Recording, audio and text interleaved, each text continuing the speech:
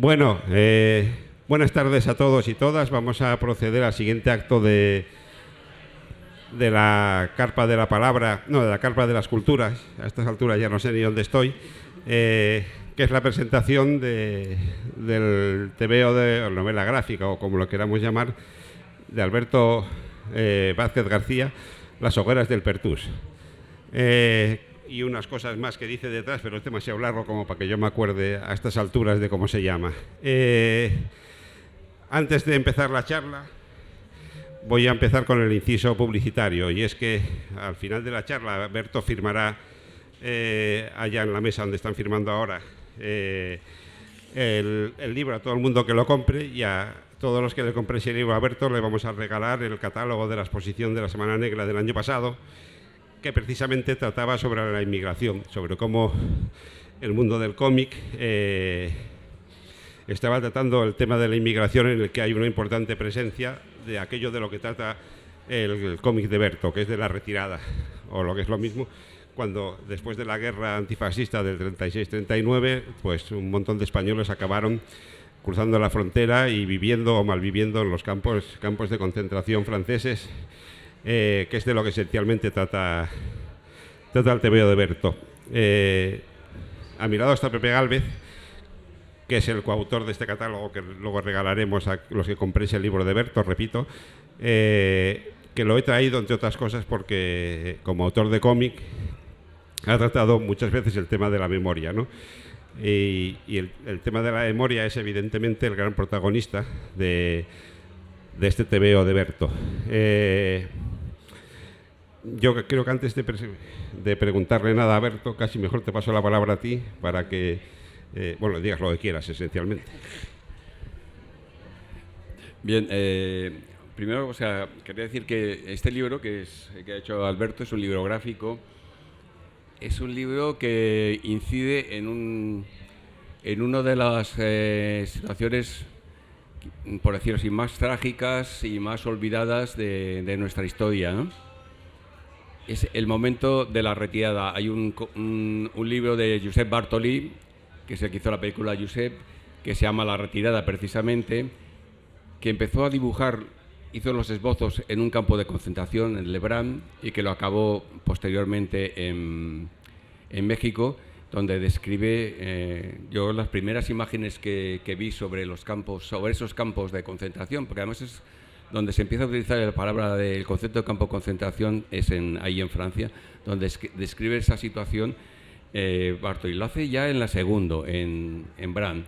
Antes han estado en Argelers. Aquí, cuando veáis el libro, veréis una serie de nombres, una serie de puntos en la geografía francesa, algunos en la costa, Argelers, Saint-Cyprien, Barcarès. Yo he tenido la experiencia de estar en Barcarès. Fue una reunión internacional y dije, quiero ir a la playa, y pronto digo, yo estoy aquí en esta playa donde la gente estaba en un campo de concentración intentando sobrevivir. Y es una experiencia, bueno, Argelers han hecho un memorial muy, muy potente.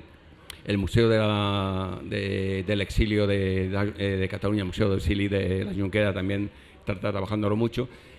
Y le comentaba a Alberto antes que ahora hay un proceso de recuperación, en parte, que en una serie de esos campos de concentración hay activistas de la memoria que están recuperando parte de la actividad artística que se hizo en esos campos de concentración. Porque lo que estamos hablando es que cuando pasan allí, perdona que me anticipe un poco, pero lo que ha recogido son memorias de una serie de personas que han vivido, y esas memorias luego las acompaña gráficamente, ¿no? Son los textos donde se describe ese momento que hemos visto, o por lo menos deberíamos haber visto en fotografías, las largas columnas de gente, ¿no? de mujeres, niños y hombres. Los primeros que dejan pasar son las mujeres y los niños de hombres, que pasan la frontera en unas condiciones terribles, pero luego, en parte es comprensible. La sociedad francesa recibe de golpe 500.000 de personas, pero también es cierto que hay una política de miedo, de rechazo, y que hay una parte importante de la sociedad francesa que ha votado a la ultraderecha. Ha ganado el Frente Popular, pero ha habido una importancia que ha votado a la derecha, a ultraderecha y a la derecha ultra, que no es que solo tiene miedo, sino que tiene como odio a los rojos españoles, que es la palabra que se utiliza más, ¿no? Y entonces esta gente, luego hay también, y quiero manifestarlo, y él, por ejemplo, ahí cuando explica cómo puedes salirse de los campos de concentración, una de las formas es que te reclamen familiares españoles, otra es que te reclamen personas francesas, ciudadanos francesas. Y muchas de las personas que salieron del campo de concentración salieron porque hubo una solidaridad muy fuerte por parte también de una parte de la sociedad francesa. Eso hay que decirlo. Pero las instituciones francesas, el gobierno francés y una parte de la sociedad francesa fue muy cruel con los españoles, con los refugiados españoles. La cantidad de muertos, de enfermedades que se produjeron en los primeros tiempos fue brutal. Los campos de concentración se autoconstruyen. Estamos hablando ahora, el otro día hablaba de que cuando nos referíamos a una situación de mucha degradación al nivel de vivienda y tal, en mi época ya decíamos es un campamento palestino, pero es que los campamentos palestinos están mejor que lo eran los primeros, las construcciones en los campos que tenían que lavarse en el mar, y además, bueno, las situaciones diferentes, cómo se trataba a las mujeres, los hombres, en fin, todo esto es un poco lo coloco como introducción, porque considero que lo que ha hecho él es un trabajo de documentación muy importante, en el sentido de que en la memoria necesita documentarse. Necesitamos crear anclajes que atraigan a la memoria, que al mirar determinados dibujos, al mirar determinadas fotografías, al leer determinados textos, nuestra memoria colectiva vuelva a activarse y vuelva a reivindicar a esas personas. Y yo creo que además, para acabar mi introducción, hay que reivindicarlas. Por eso decía un poco antes lo de arte artístico, no solamente porque resistieron desde el primer momento, tenían problemas para resistir porque tenían que sobrevivir. Lo primero que tenían que hacer era sobrevivir, porque tenían el hambre, las enfermedades, las condiciones climatológicas eran terribles, pero dentro de esas condiciones desarrollan elementos culturales, son artísticos. Él ahí cita a Centellas, Agustí Centellas, no sé si os recordáis las fotografías de Barcelona, de la respuesta al golpe franquista, las barricadas en Barcelona. Centellas está en el campo de concentración de Argelers y también Brand está ahí y es uno de los que participan, pero hay dibujantes. Si vais a Argelers, en el memorial, que hemos hablado antes, en el memorial hay una serie de dibujos que ahora lamento mucho no acordarme del nombre del dibujante, pero muy bonitos, donde explica es un memorial dedicado a los muertos españoles y a las personas y a los niños, muchos de ellos muertos en esos campos de concentración, en el campo de concentración de Argelers. Pero hay más campos de concentración donde los refugiados españoles y las refugiadas españolas construyeron cultura como una forma de responder, de luchar y de sobrevivir también, ¿no? Entonces, en este caso, quiero decir que esta obra es un eco de esa lucha que hicieron esas personas y que esta obra colabora y debe ser una parte también de esa parte en que tenemos la responsabilidad nuestra de mantener viva esa memoria, de rescatarla de esa política tan desarrollada, tan bien estructurada que ha habido de desmemoria, de olvido, de crear un muro de olvido por el cual no se habla de esas personas. No solamente es que pasaron muy mal, es que esas personas dieron una respuesta de humanidad, de solidaridad, con todos los problemas, y no eran perfectos, y hubo problemas, pero eso lo que hicieron fue tan importante que cuando salen de los campos de concentración, algunos tuvieron que ir a las compañías de trabajo extranjeras, donde vivieron una situación de esclavitud, pero muchos de ellos se incorporaron a la legión extranjera francesa, lucharon contra los alemanes, pero muchos de ellos formaron el maquis francés. En el maquis francés hubo un número importante, no se estaba claro, de miles de luchadores españoles. El departamento de l'Ariège, que es frontera con Andorra, la capital del Ariège de Foix, antes lo hemos hablado, fue liberado por españoles, por maquis españoles.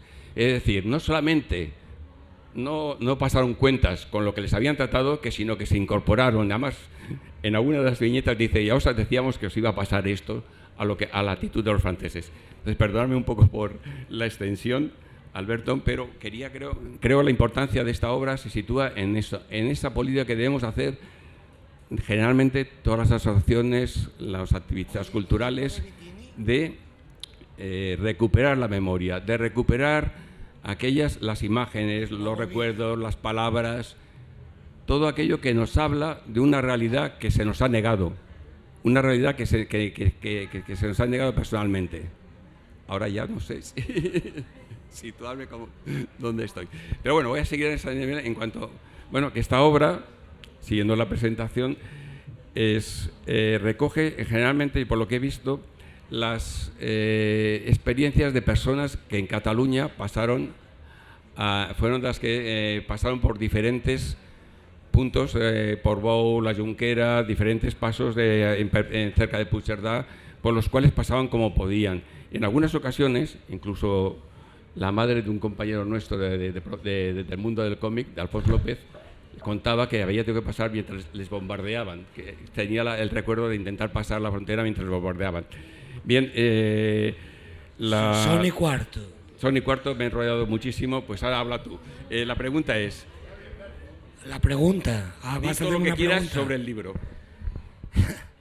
Bueno, cuando los españoles cruzaron la frontera, no había muy buen ambiente con los franceses. Ellos culpaban a los franceses de la derrota de nuestra república. Los franceses habían organizado junto a los ingleses el pacto de no intervención ya en el verano del 36. Alinearon a 27 países contra España para que no les pudieran vender armas. Y es ese pacto de no intervención quien propone... Por eso esto lo explico, porque aquello no se puede llamar una guerra civil. No se puede llamar una guerra civil. El pacto de no intervención designa a los nazis y a los fascistas italianos para vigilar todo este trozo de la costa de España. Cuando ellos estaban interviniendo aquí dentro, otros trozos son vigilados por los ingleses y por los franceses. Ellos que estaban aquí interviniendo dentro, pues tenían la capacidad de registrar barcos, tenían agentes en los puertos para registrar barcos, podían intervenir a barcos en alta mar. O sea, que España estuvo sola contra todo el mundo. O sea, que llamarlo guerra civil, cuando un trabajo empieza así, llamándolo guerra civil, nace cojo. De alguna manera nace cojo. Porque deriva hacia los españoles demócratas una parte de la responsabilidad de esa guerra. Y en la época, sobre todo, era conocido y la motivación era luchar contra la invasión. El término guerra civil favorece a Franco para que España, la República Española, no reciba ayuda del exterior, y a las democracias europeas les favorece también para no ayudar a la República y hacer ver que es un asunto interno entre españoles porque somos de mucha sangre caliente y que solo arreglamos las cosas a hostias. Entonces deriva hacia nosotros la única culpa del conflicto. Pues no, es un conflicto internacional. Bueno, entonces ya los españoles cruzan la frontera entre enero y febrero del 39 con mal rollo, no dieron problemas, iban súper cansados, con muchísimos días sin dormir y estaban agotados. Entonces, bueno, se sorprenden también los propios franceses de que dócilmente son conducidos a los campos. Y ellos, después de tantos días por la carretera y después de tantos días sin dormir, pues entonces quieren llegar a esos campos. Lo que no esperan es que allí no hay ningún barracón construido y no hay ningún tipo de... Vamos, ¿cómo se dice? No hay nada previsto. No hay infraestructuras de ningún tipo. Y lo que tú dijiste, bueno, condiciones duras, pleno invierno, en la playa, con el viento soplando, haciendo agujeros en la arena para dormir por las noches. Y la playa, cada amanecer, estaba llena de cadáveres. Hay aquí un testimonio recogido de un médico anarquista que dice lo siguiente: no es posible dar cifras de muertos Ningún control se llevó de ellos, se los enterraba muchas veces sin conocer apenas sus nombres y así es difícil establecer ninguna estadística. En las propias alcaldías de Argelès, de Barcarès, de Saint-Cyprien y de Agde no existe registro detallado de los fallecidos, por lo menos en las primeras semanas. Bueno, esto es el detalle, ¿no? Donde más se concentraron, se dice que en cifras de 80.000 en los primeros días, es en Argelès y en Saint-Cyprien, que curiosamente, a pesar de ser los primeros campos que abrieron, como siempre se tuvo en los primeros meses un concepto de ellos como campos provisionales, y iban vaciando la gente hacia Bram, hacia Barcarès, donde ya entraron los españoles, ya avanzado el mes de febrero, con barracas construidas, o construidas por ellos, con a lo mejor una avanzadilla de 300 españoles que construyeron las barracas. Y ahí, bueno, entonces, curiosamente, estos primeros campos son los últimos en donde se construyen barracas, pero allí sigue habiendo miles y miles de españoles. Bueno, ¿qué más os cuento? Mi motivación era hacer un cómic hasta el estallido de la guerra, hasta la declaración de guerra entre Francia y Alemania, porque ahí los jóvenes franceses son llamados a filas, se empiezan a crear las compañías de trabajadores extranjeros, la situación de los españoles cambia y empiezan a salir de los campos en grupos de 250 a hacer trabajo esclavo, a sustituir en las fábricas y en los cultivos a aquellos jóvenes franceses reclutados. Todo esto cambia, bueno, la guerra dura poco, está la doble guerra, que es la guerra, como se dice, la guerra inútil o la guerra... ¿Cómo le llaman? La guerra era la que no existió, la guerra... No existía, había declaración de guerra, pero durante meses y meses no hubo agresión bélica. Pero luego aquellos franceses que se reían de nosotros, que nos llamaban ejército en derrota, duraron menos de mes y medio ante las tropas alemanas. Ahí se disuelven las compañías de trabajadores extranjeros y se vuelven los españoles vuelven a los campos, pero se vuelven a reagrupar las compañías, les cambian el nombre, en vez de compañías de trabajadores extranjeros son agrupaciones de trabajadores extranjeros, y lo mismo, y vuelven a salir ya, pero con la Francia ocupada o con media Francia ocupada. Bueno, esto es a grandes rasgos. Ahí yo quería frenar, pero bueno, hay un par de historias que motivaban, que hay un par de capítulos que se pasan de cuando Francia es derrotada y entonces avanzan. Ya había que contar, yo creo que el tema del convoy de los 927, que son los primeros españoles deportados a Mauthausen, civiles, 2 años antes de que los judíos fueran deportados desde Francia a los campos de exterminio. Luego había que contar una historia muy guapa, que es la última de 2 pagininas, que es la rebelión de las mujeres españolas en Argelès, cuando quieren sacar de allí a los brigadistas internacionales para llevárselos a los campos de África, ¿vale? Entonces, en esas 2 historias me pasa un poco del límite temporal que yo quería, que era la primavera del 40. ¿Qué más? Bueno, insistir en el nombre de campos de concentración, que los franceses quieren llamar los campos de alojamiento, albergues e historias en vinagre, ¿no? Entonces, claro, nosotros debemos llamarlos como se llamaba en la época, como lo llamaban las autoridades, la policía y los políticos. ¿Qué más? Insistir en las repatriaciones forzadas. Hubo muchas repatriaciones forzadas. Cuando entraron en Francia, separaron a las familias. Los niños y mujeres para el norte, en grupos pequeños, manejables, de 200 personas, de 50 personas. Los hombres por decenas de miles, a los campos del Mediterráneo. Claro, esto cogían a 200 mujeres y niños, los metían en un tren, los devolvían a España y luego el hombre pues acababa volviendo a España. Esta visión cambia con la declaración de guerra, la presión cesa. El gobierno francés empieza a ver que son necesarios esos españoles, aunque sea para cubrir plazas vacantes en las fábricas. Vale. Y poco más que decir.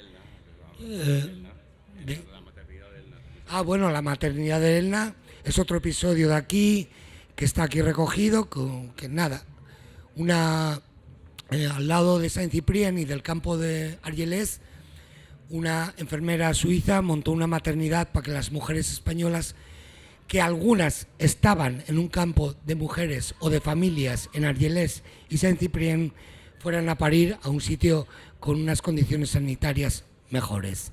Y gracias a esta enfermera suiza. Bueno, que recogimos un poco todo. ¿Cómo vamos de horario? Bueno, y 22. Y bueno, anécdotas. Esto casi es un cómic carcelario. Se hizo a muchas voces para tener una idea global del exilio. Porque creo que tenemos una idea confusa del exilio. Sabemos que los españoles entraron en París, que Machado está en Collioure, que algunos intelectuales fueron para América y que hubo por ahí algunos guerrilleros. Bueno, pues para tener una idea más o menos global desde todas las perspectivas políticas, porque dentro de los campos surgieron los problemas. Cuando el golpe de Casado, de marzo 39 hubo enfrentamientos, o cuando el pacto germano-soviético. La idea más honesta era recoger cosas visiones de todas las ideologías y también de personas de diferentes puntos de España. ¿Y qué más se me queda en el tintero? Bueno, que es un drama. Os quería contar una anécdota. Hay aquí una historia recogida que es, por ejemplo, hay una invasión de ratas, no me acuerdo si es en Barcarès.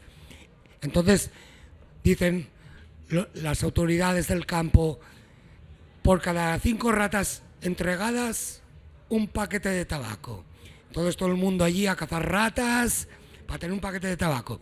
¿Qué hicieron los españoles? Empezar a criar ratas que se reproducen rápido y a cambiarlas por tabaco. Aquí, está recogido aquí. Anécdotas. Si os gusta el género carcelario en el cine, pues os va a gustar el cómic. Y luego yo no quería terminar sin mostraros este libro sobre los hermanos Vitini. Los hermanos Vitini eran de Gijón. Luis, después de luchar en la resistencia, Luis entra con otros compañeros para organizar la guerrilla urbana en Barcelona, para que hubiera una contestación urbana de cara a las invasiones del Valle de Arán, pero los pillan en agosto y en octubre, justo cuando se producen las invasiones, fusilan a Luis. Y luego José viene a organizar la guerrilla urbana en Madrid. Y bueno, es fusilado, penetra en España en enero y en abril es fusilado el mismo día que Mussolini es también muerto. Os quería enseñar este libro porque se hicieron muy pocas copias y estuvo pagado por el Ayuntamiento de Gijón, que es la extensión de un documental que hice sobre estos hermanos, que tengo por ahí el DVD. Trajimos 2 ejemplares de Mieres, deben de quedar a la venta 50 ejemplares. Es una extensión del documental, todo de documentos, de noticias de la época, es visual totalmente. Pero durante 12 años de investigación sobre los hermanos Vitini, merecía la pena poner aquí pues los papeles que quedan de sus juicios, todas las noticias que salieron en la prensa cuando se cargaron a 2 falangistas en Madrid. Es una historia que se editó aquí gracias a Salomé, que fue la anterior concejala de Memoria Histórica, y le tenía que hacer este homenaje.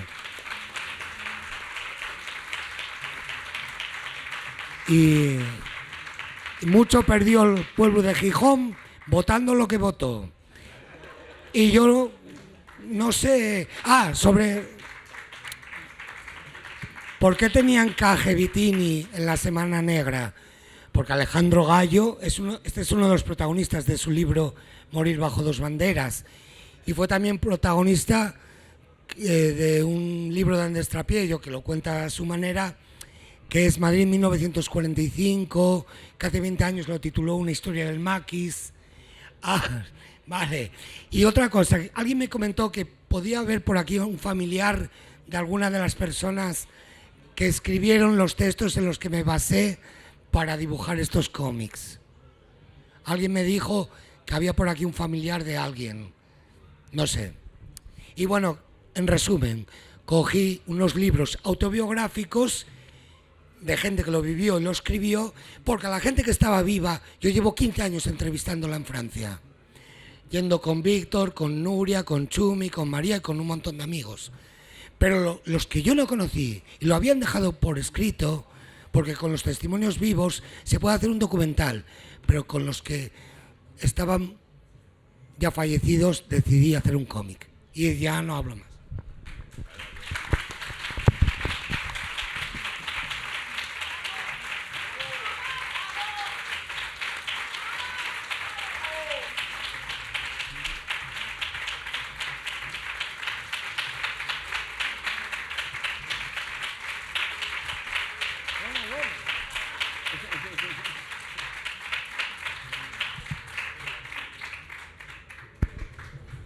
Tras este entusiasta y merecido aplauso, nada, 2 minutos. Solo deciros que a mí no me ha dado tiempo a leer todas las historias porque el libro ha salido de imprenta esta misma semana. Fui leyendo algunas que me mandaba Berto en PDF y me llamó mucho la atención muchas cosas, ¿no?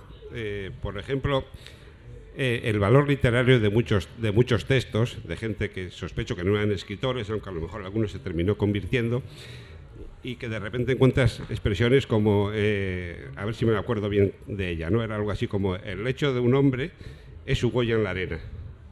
Claro, ese tipo de expresiones, aparte de lo que estén contando, te llega muy fuerte, ¿no? Incluso personajes como una chica que creo que se llamaba Elisa, espero no confundirme, que está durante todo el tiempo, cuando están los franceses llevándolos de un campo a otro y mandándolos de un sitio a otro, está todo el tiempo llamándolos hijos de puta, hijos de puta, hijos de puta. Entonces, ese tipo de detalles que confieren humanidad a las historias, ¿no? Como os decía, Berto estará firmando ahí el libro. Creo, como ha dicho, hay alguno también de los hermanos Vitini. A quienes compréis los libros os daremos el catálogo. Y aunque le hemos dado un fuerte aplauso antes, yo creo que le debemos dar otro, porque la memoria es importante recuperarla, es importante que la hagan las instituciones, pero muchas veces solo funciona cuando hay gente como Berto que es capaz de darlo todo por llevar adelante sus trabajos y defenderlos con entusiasmo. A firmar.